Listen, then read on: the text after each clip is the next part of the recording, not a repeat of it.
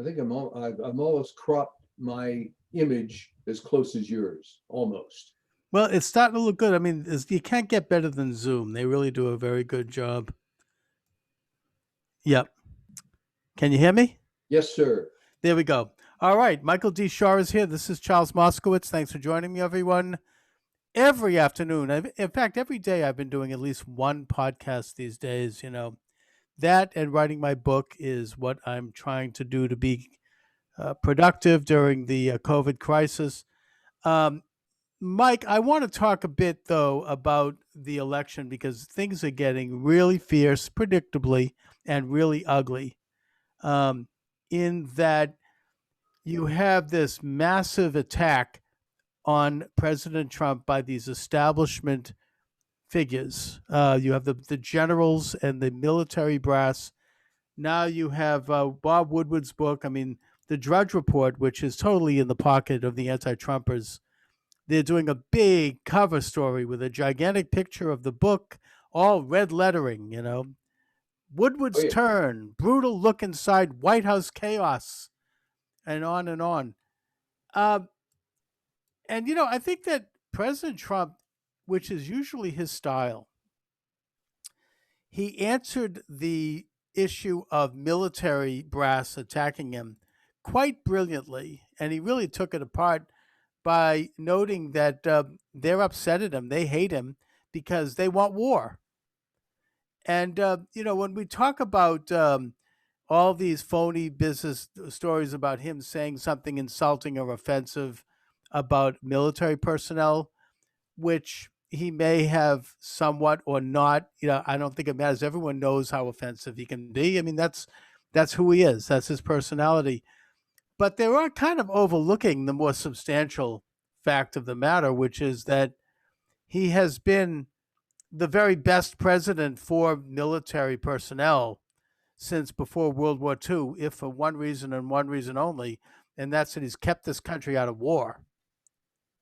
Well, yeah, that's a huge point. But then Yeah. going back to your original statement, with the what used to be called the Colonel Blimp mentality, where they just want more and more and more. Um, that is the nature, I guess, of what these guys do. I mean, arguably, uh, not that he was directly a military guy, but the argument is made about Churchill that he loved war and created all his fame during that, and so on and so forth. But uh, I think that there's no concept in the minds of some of these brass characters as to what the military is supposed to do when they're not pursuing some generally, and let's face it, for the last several of these conflicts, useless wars. Yeah, and President Trump has de-escalated. He's done what the left used to talk about and sing about, right? In Oh their yeah, popular songs. I mean, de-escalate, right? Withdraw. Proclaim victory and get the hell out, right? We remember a lot of that from the Vietnam era. And Trump has, in fact, done this. I mean, I don't think that, there have been fewer American men and women in uniform dying in the Trump years than I think in any administration, probably since Calvin Coolidge. It's it's actually an extraordinary record. He's now withdrawing further from Iraq.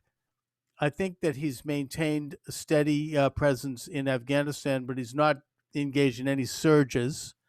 There's been no major foreign adventures other than maybe a couple of quick bombs here and there. It's nothing, no big escalation.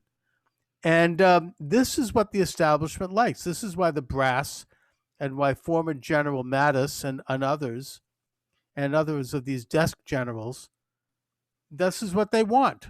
They want perpetual war. I think it was a book by historian Charles Austin Beard in the 1920s called Perpetual War for Perpetual Peace.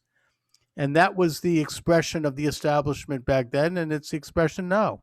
They want to use the United States as a gendarme and its military personnel as cannon fodder for all the world's conflicts. They get a sense of glory and purpose for that. And Trump rejects it, has always rejected it. rejected it for 30 years as a private businessman, always spoke out against it. And now, surprise, surprise, that is his policy. And by the way, it just came over the wires that President Trump has been nominated for a Nobel Peace Prize. That's Something right. that actually surprises me, but for the help brokering the deal between Israel and the United Arab Emirates, and rightfully. I mean, it's you would assume that he would have. I mean, I would assume any leader would get a prize for that. I just figured they would not. They would ignore Trump, but apparently they're not. I can Well, only imagine how they're going to spin that one. I was kind of surprised because I thought that prize was more for people like Yasser Arafat. Yeah, I Uh, think that's exactly how they're going to spin it. They're going to suddenly start dumping on Nobel. yeah, Oh well, they gave it to Hitler. I mean, right? That's I mean, I can just see it now. yeah. Well, what's interesting about this, if you expand it beyond the military, is that you noticed that there's stuff that's talked about for decades, but then Trump actually does it, and it's a disaster. I mean, how many presidents talked about moving the embassy from Tel Aviv to Jerusalem? But then Trump Right. actually did it, and it was like the world was going to come to an end. Remember that? Oh my, yeah, and you had all these feckless, Jewish leaders, the worst of all the worst, signing a letter to the New York Times condemning it. I mean, this is so typical. I mean, I don't know where these people's twisted minds are, but What was the reasoning behind that? I don't even know if I want to go there. Oh, okay. Yeah, it's just sickening. It's a bizarre type of treason and self hatred, but yet it was some of the America's most respected is Jewish thinkers. Got behind that one. Jewish Respect fine. studies, a lot of Jewish studies people. Yeah. Well, in terms of this attack on Trump, I don't know if you've spoken about this on other shows, but I think because you're located in the belly of the beast here, give some comments about the nature of the Atlantic, which frankly I haven't read since I don't know, 20 years ago, maybe. Well, it's just become more political. I think that the head of it is a big contributor. Was a big Democrat Party contributor. It's just a hit job. I mean, it's and the fact that they would go with anonymous sources. I saw a good cartoon saying, you know, headlines in a magazine: Joe Biden is a member of the Ku Klux Klan, based on four anonymous sources. Right? It's like it's the journalistic standards are so low that it's horrible. And again, I don't know. I think that probably Trump did make some of these stupid comments. It's just the way it is. He's a businessman who has never made the proper transition to politics and never will probably, and it works for him. But once in a while, it can be a liability. And I think that he made a major mistake when he criticized and offended John McCain before the campaign by saying that he did not admire someone who had been in captivity. I mean, that was, there are sometimes he makes these really destructive comments. I mean, that's just the way it goes. I mean, that's who he is. I think people know that, Well, and that, let me point yeah. out something.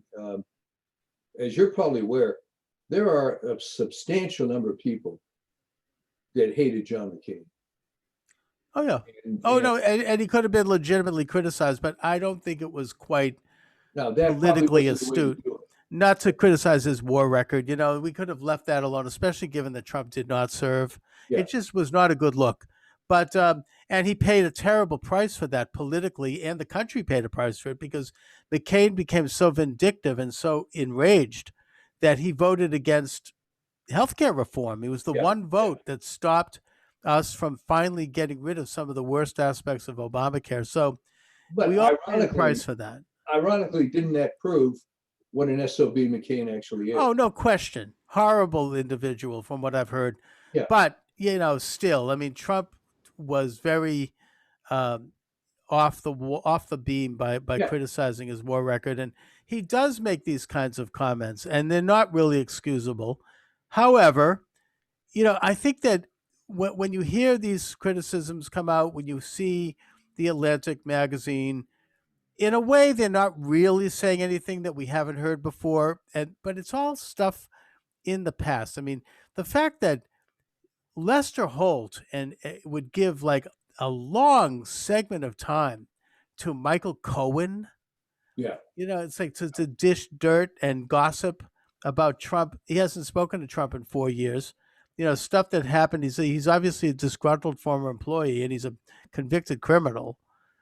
And it just shows how low they're all stooping. And again, I don't think that there's anything in his book. I doubt if there's anything in Woodward's book that's going to be so shocking. It's all personal attacks. And you can criticize Trump personally. I hold certain things against him personally, but I think in the final analysis, we American people are going to view his presidency and the level of success that he's had across the board in just about every area you can name. It's been an extraordinarily successful presidency. And, the left is focused on style and rhetoric and imagery and show. I mean, you got that from their convention, whereas I think most Americans are interested in results and in concrete ideas. And to that degree, while we can criticize Trump and not let him off the hook for some of the really weird things that he's said, we're going to ultimately look at, the reality of his government. I mean, Oh, yeah. Don't you think? I mean, Yeah, I think that's the I case. absolutely agree. But I mean, where I was headed with this, though, is what is the deal with in 2020? I mean, remember, this isn't 1953 anymore. There are other sources available. So was Goldberg just trying to go for hits? I mean, he knew the thing was going to come crashing down. It might, the Trump haters are going to pick up on it anyway. And for this to resonate through CNN, there were a couple of presentations where they tried to get Trump people on the spot. Well, these are very well sourced. And the Trump people would start laughing and saying, what do you mean? Anonymous? Even Bolton, who was there, and who's no friend of Trump's. So, yeah, I mean, I think that they figured that they would throw it up against the wall and see what sticks, and that it would become part of the urban legend, sort of like Charlottesville, that whole lie. They just tossed it up there, a complete falsehood, and then they just keep regurgitating it and keep running around. And, it's sort of a, they know they're going to get traction. They know they're going to sell some magazines. I mean, just like Michael Cohen will sell some books. Trump's niece is going to make a ton of money. I mean, they have a market of very wealthy people who are going to give them money and buy their books, and they'll all sit around and wiggle their toes in front of the hate Trump campfire and giggle and tell stories, right? But what percentage of people does that represent? Is it some sort of idle rich? It's enough to make a few bucks. Let's put it that way. And I think it's probably about 30% at most, but it's enough to make a few bucks. And they're people who control the cultural high ground, so they can echo their lies and their disinformation across the firmament and make it stick even more. But I think that they're losing ground. I see that. Again, they've got nothing really to throw further at Trump, and that he is starting to pick up. Interestingly, if you look at Florida, for example, yeah, the most recent poll shows that Trump is picking up support among Hispanics, probably among blacks, and among working people, blue-collar people, people who have to go out and earn a living, whereas he continues to lose and be rejected by the old blue-haired Jewish retired ladies. And the wealthy. And that's how it's breaking down there. I think that's how it's probably going to break down elsewhere.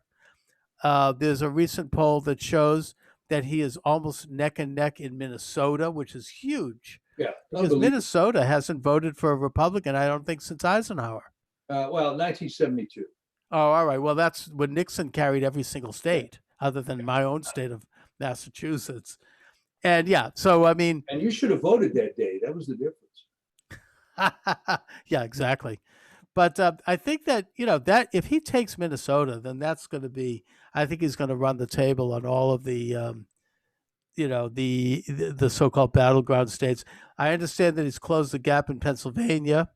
Michigan, the attorney general, which is a very rotten left-wing government over there, they've now announced, oh well, we're not going to have the results in on election day. It's going to take us longer, which tells you that he's doing well in Michigan. Right. Now that's the other thing. Where did this left wing thing come from in Michigan? Because the state of Michigan is basically Detroit and the rest of the world, and most of the state is reasonably conservative. But what is this? Some sort of bizarre auto workers Democrat thing? I mean, where does this come from?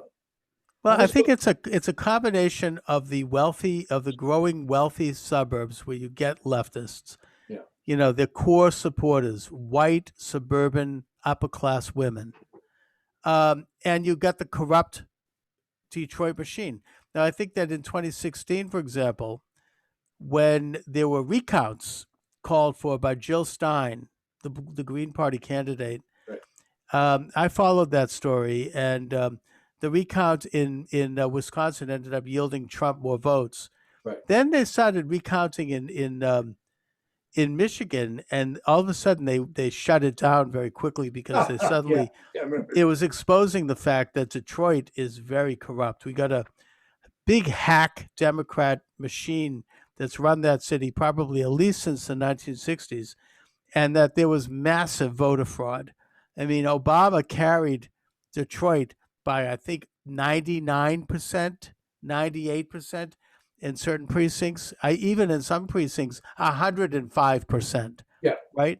So that there's something hinky about that city and about their politics, and so I think that's why I think Democrats do well in Michigan. Yeah. Well, I mean, what happened in Detroit was I was actually born in Detroit, and it was always corrupt. But what was interesting was it went from a white corrupt machine to a black corrupt machine. Basically, just changed the names. Sure. Wanted to. Meet the new boss, right? I mean, it's all corruption is corruption, and they just run the place based, on perks and nepotism and favoritism, and they control the apparatus of the politics of that city. So I think that's the big city, obviously, in Michigan. So I think that's what's gone on. Yeah, it is interesting to watch. I think it might backfire though this time because of the rioting and because of the looting of black businesses and the burning of black neighborhoods and the killing of black people. The Biden finally came out of his basement and actually made some public comments about this months afterwards. And he actually is trying to say, oh, well, it's Trump's fault. Really? Antifa and BLM, those are Trump supporters. I don't think that's going to fly. I don't think most people are buying it. I think that Trump is going to peel off a pretty good percentage of the black vote, and that's going to be the catalyst. That's what's going to do it. And I think there's already manifestations of that. And, that's why they're just throwing everything up against the wall right now. That's why you get all these military people throwing up every little shred of gossip and anything they've heard. Whether it's true or not, I just don't think it's going to stick because at the end of the day, I mean, I don't know. I know you've probably heard me say this before, but in Massachusetts in 1972, Governor Frank Sargent, one of the last of the great liberal Republican wasps, from the old world, from the old school, the Brahmins, the people who used to run the show in the 19th century in Massachusetts. He was very popular, very well liked by all sides, and he lost his election to a young upstart by the name of Michael Dukakis, and whom no one at the time had ever heard of. And it was stunner. I mean, everybody was shocked. And he was asked by a reporter what he thought happened. How could this have happened? And he turned to the reporter and said, it was the price of hamburger. You get it? So what? There was some that people were upset because of inflation, because of the price. In other words, it was what affected people personally That's at it. that time. The Even economy. well, regardless of whether he had anything to do with that, the point is people were upset about what was going on in their life and in their community and in their economy, and so they voted him out. They wanted a change. There was the price of hamburger, Well, he and I was in think for a while. not really. I think he did 2 terms, but but and he was popular. But all of a sudden, it was like an upstart. And I think that that's what people are going to be looking at in the black community. They're going to be looking at in the big cities, even New York and even Chicago, which have been rotten Democrat cities for forever. People are fleeing. They can see that the COVID thing is starting to wear a little thin in terms of the fear and the panic Yeah. button. It's not flying as much. People can see that this is not the deadly disease that it was ramped up to be. And they could see that the rioting is, and the defunding police and the open borders and now it's coming out that there's some economists showing how across the board Biden's uh, economic plan is going to raise taxes in every single area. I mean, Trump is too, but Obama's going to double.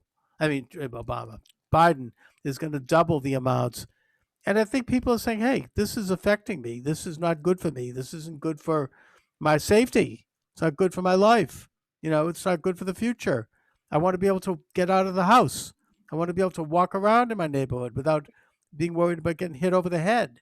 I want to get my job back. What do you think is the long-term motivation why they've let this situation in Portland, Oregon, continue essentially unabated? Uh, It's turned out, and I think we've talked about this, that George Soros and probably others have poured a lot of money into getting. I mean, this has been his strategy. His strategy originally was to get judges and judicial people appointed, but that hasn't worked because of Trump. So yeah. they're pouring money into district attorneys' races and getting them in office so they can create trouble and agitate. And we've seen the results of that in St. Louis and Chicago, in Portland, Oregon, where they're basically advocating the removal of the bail institution, and letting convicted criminals get off. District attorneys have an enormous amount of power in terms of who is prosecuted and who isn't, and they're just following Soros's orders. And Soros is, by any imagination, a communist revolutionary, and they're just letting people off, and they're hoping that agitation on the street is going to result somehow in they're taking advantage. I don't really understand the Yeah, mentality with I mean, that. the end point of it doesn't make any sense. Okay, that you don't prosecute anybody. There's all these criminals running around. So who wins in a situation like that? What, they're expecting Joseph Stalin to show up and just start suppressing everybody? I don't know, and they're becoming more obviously anti-American. I mean, they're like death to America. Well, they I always think. were. Oh, I know that, but it's becoming more out in the open now. I think in Yeah, Oakland they were like death to America, down with capitalism. I mean, they're threatening to occupy neighborhoods and seize properties as reparations. They're going in and harassing diners in D.C. and they're just it's the whole monument thing that stopped mainly because Trump put in some serious right. criminal penalties for that, so they ended that one.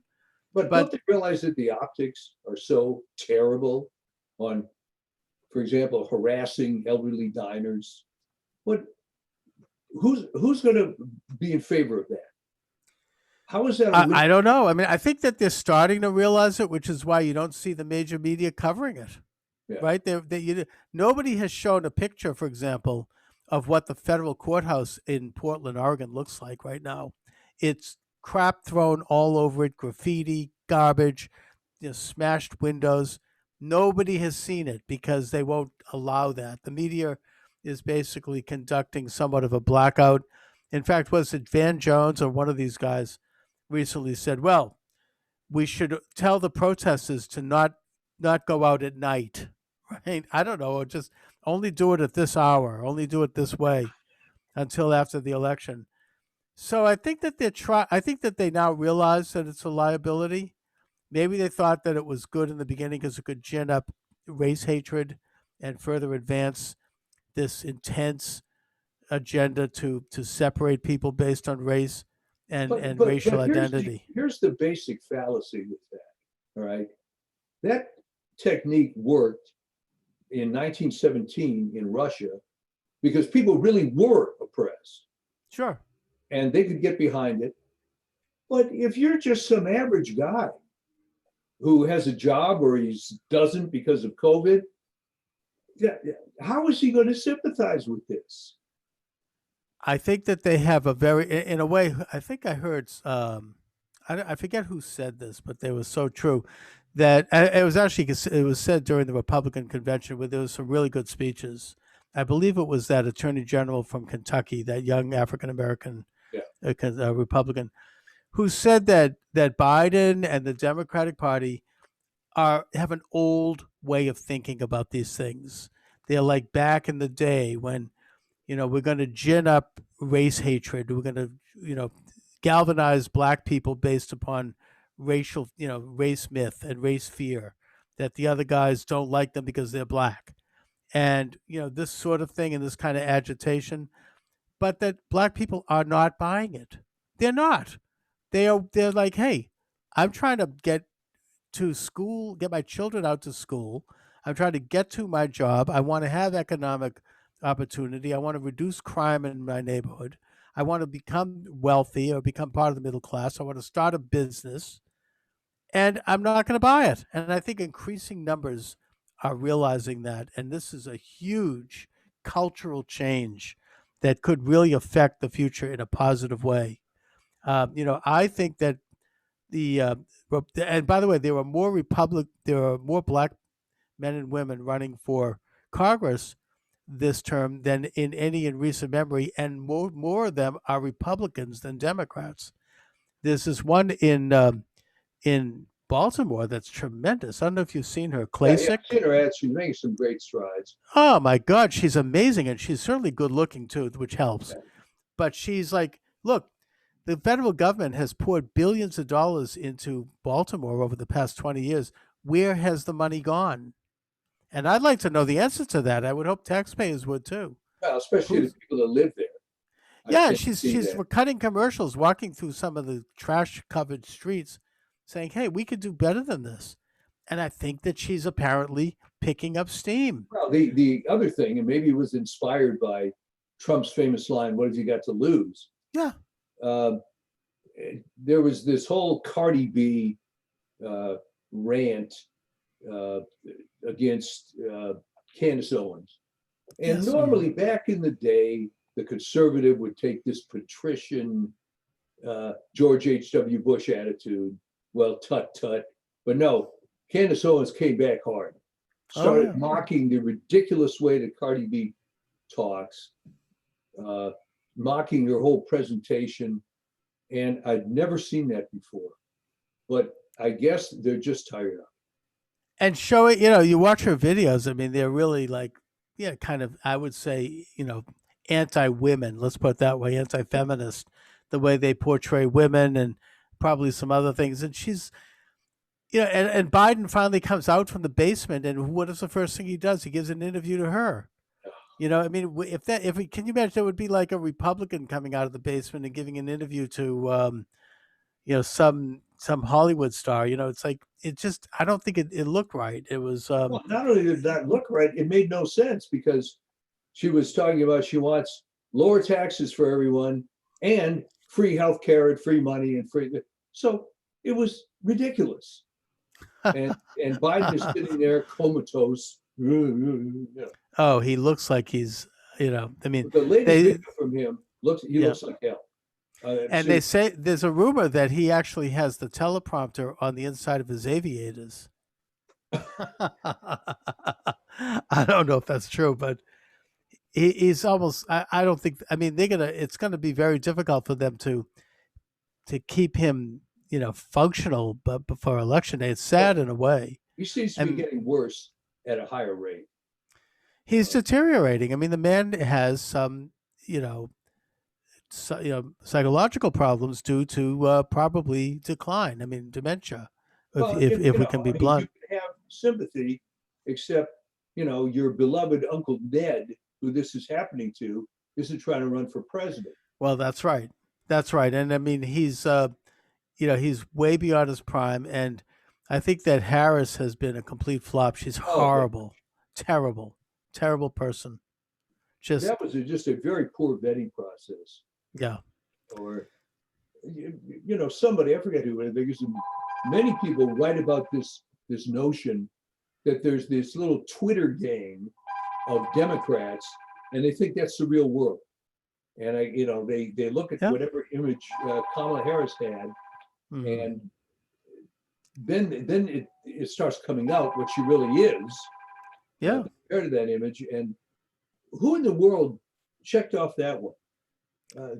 It was a terrible blunder. I mean, especially her record of putting young black men in prison and just being a hack, being a part of this establishment. She never went after pedophiles, never went after sexual criminals in California, never lifted a finger against Weinstein or any of those people. Just everyone got a pass. Anyone who was a serious criminal in that state was ignored. Instead, she went after young black guys who had a nickel bag of marijuana, put them in prison by the thousands. I mean, it's a horrible record. And I don't think that she's brought anything to him. No, and she's not very likable. She lies a lot, and it's coming out. Whether it's Yeah. that silly one about how she was listening to, who was it, Snoop Dogg or someone in the dorm room, but she had graduated 5 or 6 years before. He had a record out. Hmm. Whether it's she's from Oakland, implying the hood, but in fact, people that know that area know that there's areas of Oakland very close to Berkeley that are actually quite gentrified. And in fact, that's where she was from. Yeah, that's like Ocasio Cortez. Also, Yeah. she's from like what did she say? She's from the Bronx. It was right up near Westchester County. I mean, it was Yeah. not. Yeah. I mean, it is interesting watching all this play out and the increased desperation of the other side. Well, again, I mean, these are very dangerous and perilous election. I mean, I just I believe that Trump is gonna win, and I think he very well may win bigger than he did last time. And I even think that Republicans may, they'll hold on to the Senate, and they may even move in on the House. I mean, I think the House is going to lose seats for the Democrats. I don't know if the Republicans will retake the House, but if they don't, they're going to still be very close to the degree that the Democrats are going to be very shaky there. But given the forces that are arrayed against this, you can't discount them. Oh no. I mean, they've tried to effect I could see them effecting a military coup d'état. I mean, I'm not kidding. We think that's impossible. Not at all. Think about what we've seen already this year. Lockdown in home because of a medical, martial law, facing criminal charges if you step outside your door without a mask. I mean, this is unheard of in this country. And now, to think that they aren't going to further ratchet this up, I think that we have to be very concerned about this. I think it's something that they're already hinting at, right? Well, the thing is that they've played that hand as much as they can. The big publicity, oh, these damn college students not following these guidelines. Well, it ended up, because I follow these things pretty closely, there were 18,000 so-called positive tests, which I can talk about in a second, of COVID. There were 0 hospitalizations of all these people. And the positive tests have been exposed as being a fiasco, which I had suspected from the beginning, briefly because they involved your viewers are probably familiar with, for the forensic shows, PCR, polymerase chain reaction, where the DNA gets multiplied, so there's more of it to analyze. The typical thing that they do in these tests is 25 cycles. Somebody made the decision on these COVID tests to run it 45 cycles. which now is just magnifying it to genetic junk, whatever's there, or a legit, concentration of the virus, but so low that it's subclinical. And this is why all these asymptomatic people aren't spreading it, because we could go around and test you for everything, and it doesn't mean anything. And so this narrative is starting to fall apart. They brought in Scott Atlas and finally diminished Fauci a little bit, at least. So, sure, I mean, they're going to try everything they can try.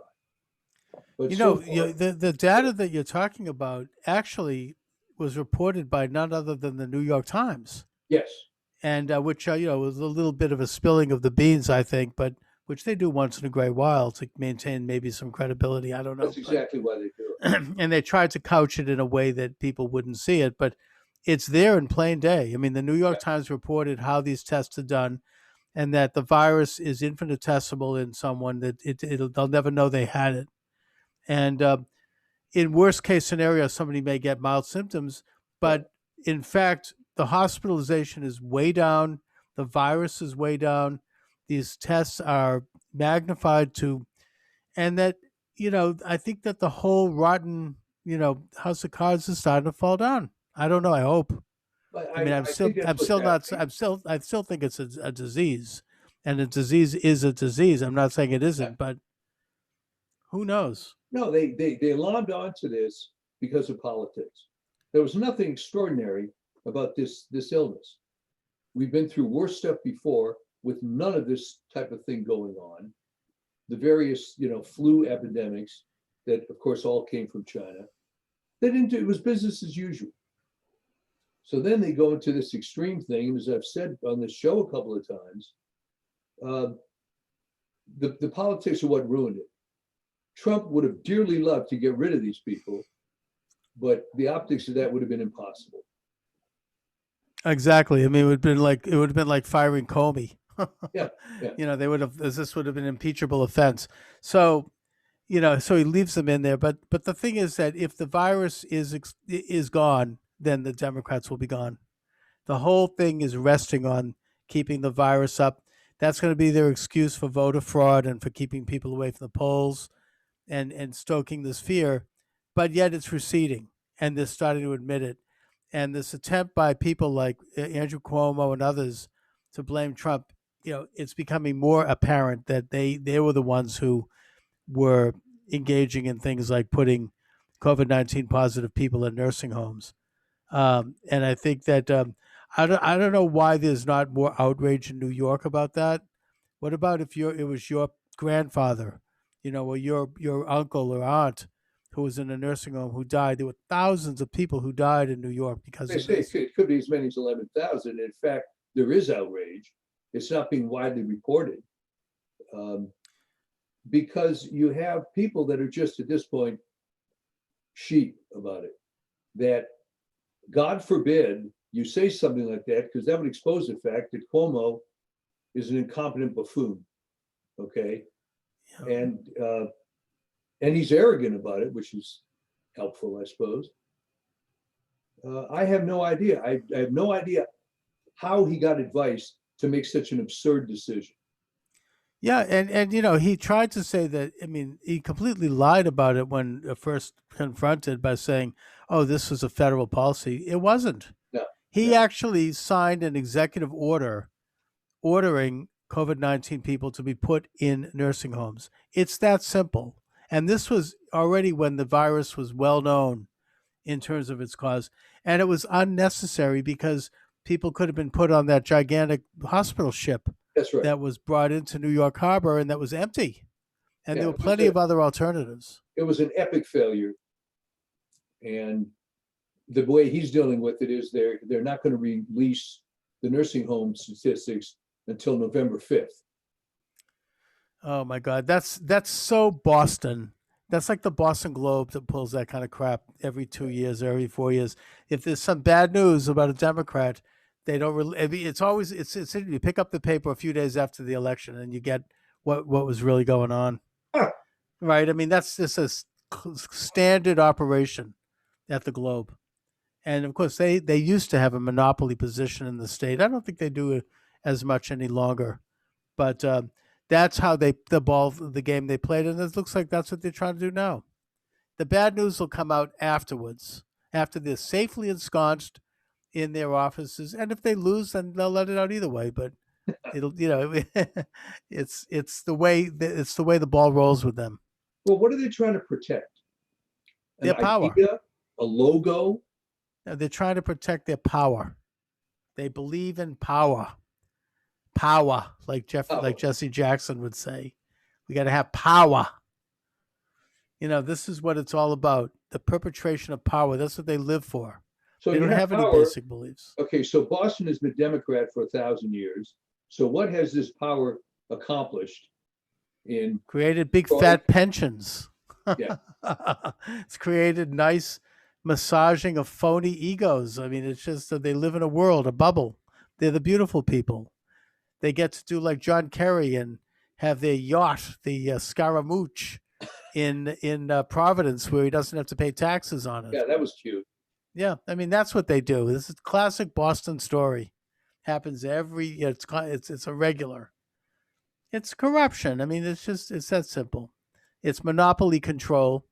It was good to see Kennedy get knocked on his ass. I mean, but Yeah. that was unusual.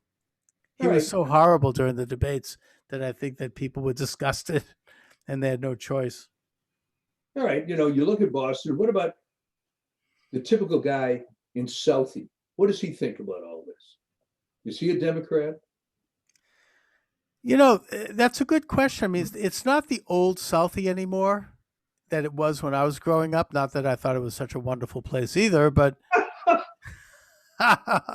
the old, kind of lunch bucket Democrat, Yeah.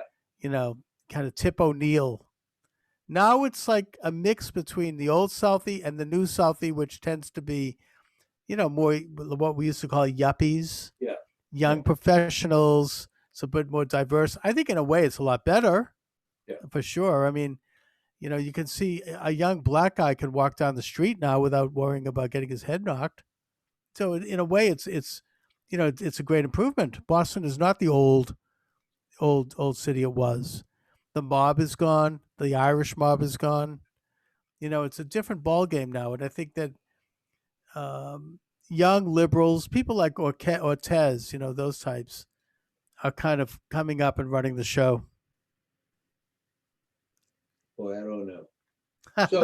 So how's a guy like you been able to persist in this den of iniquity? You're the last guy that I think would thrive in this liberal hotbed. Well, I had to change my name, as you know. Yeah. There were reasons for that. That wasn't, I didn't do that because I loved my grandfather's heritage. I mean, that was interesting anyway, but, it's not so easy. I mean, I don't want to get into some of the situations that I've had to deal with these past couple of years, but they have not been, they have not been pleasant. So, yeah, I mean, it's very difficult atmosphere, very ugly. Well, besides the publicity that you garner on these shows and your books and so on, if you walk into local Stop and Shop, do people pull a Donald Sutherland on you and, conservative or? I've had in Boston, it's more of a kind of a shunning thing that they do.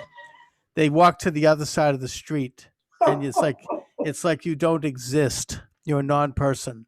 They airbrush you out. It's not so much a confrontational type thing. And then there's other people, and I certainly had this in one of the two synagogues we were members of, one of which the second one we left, but they would speak to me, sort of vote, gee, Chuck, we're with you, but don't tell anybody, I'm sure there was quite a bit of that. Oh, yeah. And they want me to go up and take on the conservative position because they were too cowardly to do it. And I'm like, no, I'm not going to do this for you. You do it yourself. But, there's a whole dynamic of that because you have a very nasty, hateful, ugly crowd that tends to control the high ground, and nobody else wants to put their neck out. People, you can lose, your career over that. Yeah. It's gotten that bad. I mean, I could get into some details. I don't give a damn as much because I don't need to. There are certain things I don't care about.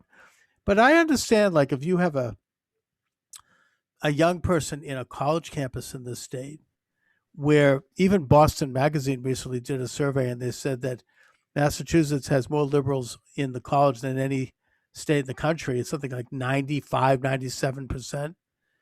You don't want to stick your neck out. You got your parents spending 50, 60 grand a year for you to go to Tufts University. You don't want to stick your neck out. And now Tufts University is, and I don't think they're unique. They actually have an anti-bias police agency, and people can drop a dime. Oh, so and so said something which made me uncomfortable because some black person said this was said in the 19th century.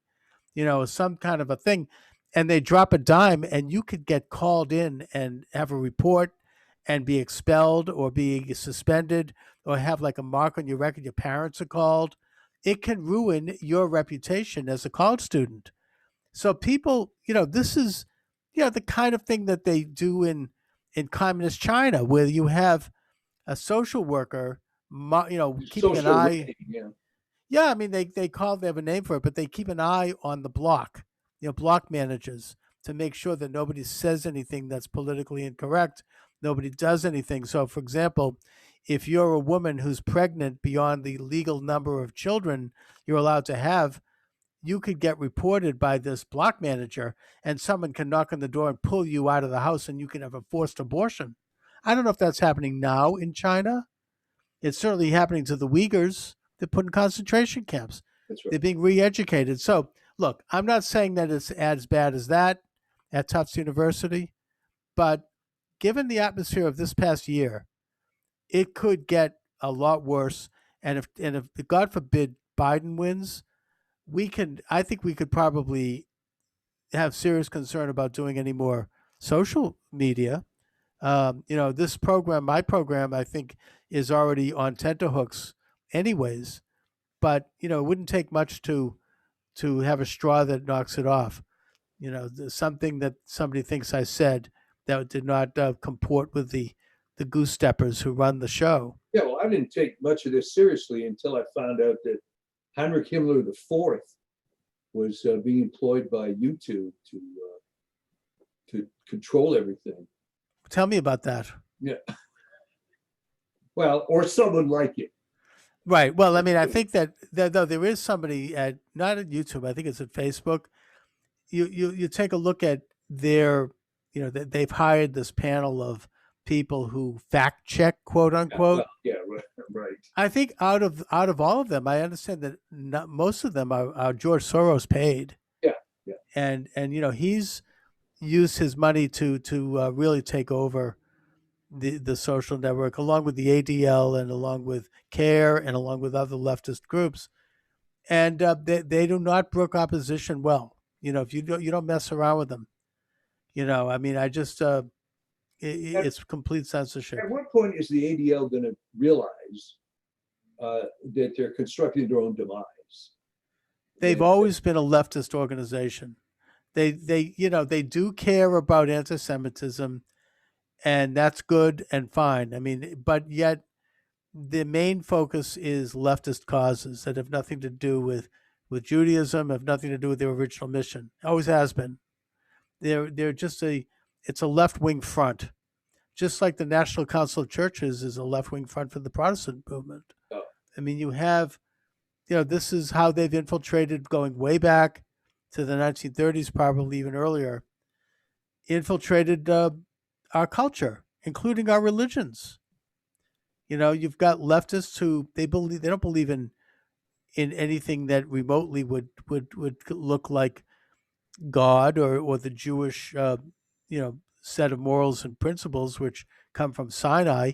No, they believe in socialism. They're modern, the modern equivalent of the idol worshiper. Yeah, well, unfortunately, there's an equivalent in the Catholic Church. Yeah, the Catholics actually have a little bit more immunity to it because they've got a hierarchy, they've got a pope, they've got a college of cardinals. it's not so easy. And in that sense, I think the Catholic Church has been much more of a moral paradigm, stand. And yet, even there, I mean, you've got local bishops who are Well, there's some bad corrupt. cardinals and bad bishops, There and is, and they have a lot of autonomy, and we could get into that. I know there was one in Los Angeles that was pretty bad, and the one in Boston was pretty bad. So, there's some corruption there too, and that's too bad. But I yeah, think generally speaking, it's a little harder to be subversive in the Catholic Church because of the hierarchy, and the hierarchy means that there are some very good people who can't be crossed. yeah. I mean, and the other thing, which will always uh, be a source of wonderment to me, I can understand if someone is a high school sophomore or even a college sophomore, the appeal of this Marxist theory and so on. But it's really hard for me to countenance that once you get out into the real world, have a job, see how the economy works, how can you believe it? And I suppose your answer is going to be, well, they don't. That's why you have people like Lorene Powell Jobs who have to take over the funding because she's never been in the real world. Maybe that's it. I don't know.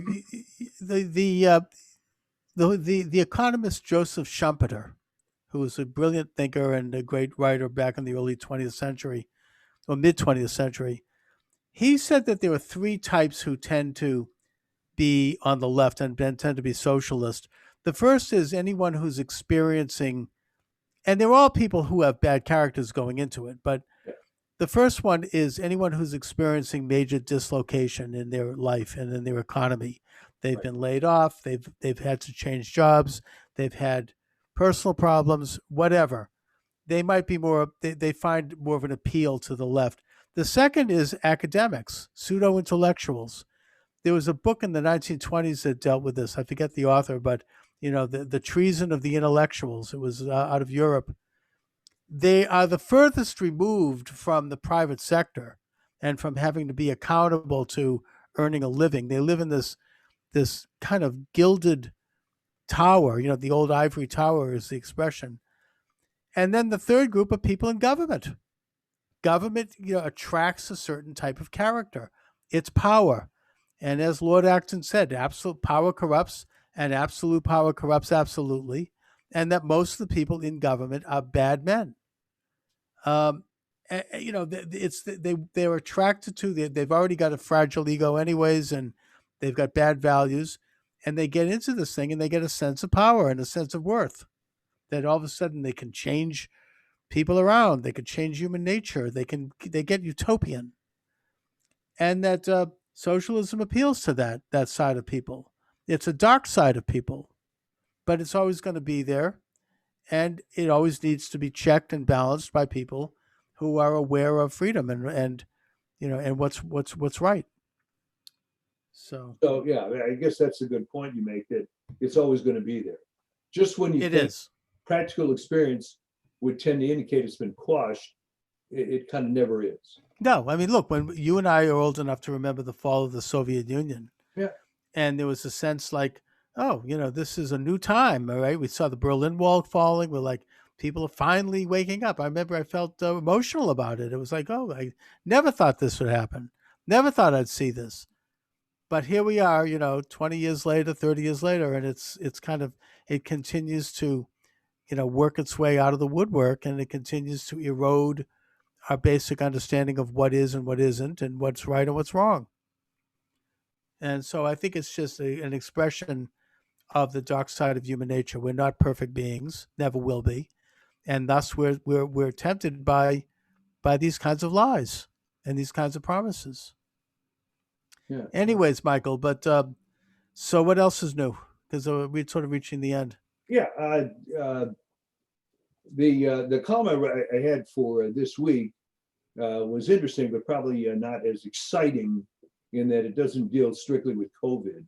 It's an interesting topic. There's something called mixed methods research. And the idea is that most scientific research is based on quantitative work, but mixed methods was introduced in social sciences some years ago, and it's come into the health sciences now. And what they do is they also mix in qualitative stuff. A simple example would be that you're running a randomized clinical trial on a drug, but instead of just checking off a box of side effects, you actually interview patients and you get detailed answers. And you can get greater insights with this sort of thing. And it may improve what happens in healthcare. Certainly, the people that champion, as they quote, gold standard randomized clinical trials, it ends up they're not always that great. There's a lot of drugs that are taken off the market, as you well know, and there's a large number besides that aren't taken off the market, but are subject to so-called box warnings, right? Which you can only use under very restricted circumstances. So my thought was always that if you had more insight into these side effects and asked people how they really felt, you might be able to stop some of this. Mm-hmm. Well, they should at least list the side effects in a font that you can read. Well, I mean, if you watch these TV commercials, there's this litany of 10 million side effects, so you're not hearing it. And yeah, we usually include if you die, then this it's like and but that was the subject. So it's something a little outside of the COVID situation, but doesn't. No, good stuff. Sure. Michael, remind our viewers and listeners where they can read your articles. Okay, on healthnewsdigest.com. Mm-hmm. The political stuff it's not as much of it anymore. I just got old and lazy, so I'm mostly doing a Health News Digest and appearances on esteemed programs such as this one. Well, you have a long history of writing good health research articles. Oh, gosh, I've got 700 articles. Yeah, exactly. I mean, I've been talking with you about this for decades. Yeah. I mean, we've been, going through this, but I used to, as just a final kind of joke. You may not even know this. I used to be a Huffington Post writer. Oh, okay. Yeah, I think I heard that. Yeah. On science issues. And then I guess someone narked me out as being conservative. Oh, yeah. Well, and then what happened was I tried logging in to put up a new article and the login failed. And then I knew, But I think that the Huffington Post started out as conservative. And then Ariana Huffington switched sides. Yeah. But anyways. So, not sure I mentioned. So, anyways, but all right. So, Mike, listen, I appreciate you joining me as always. We'll talk fun. Again. Yeah, we'll talk again next Wednesday at 12 noon live here at YouTube and at all of the affiliate platforms. So, have a good one. Yeah, thanks a lot. All right.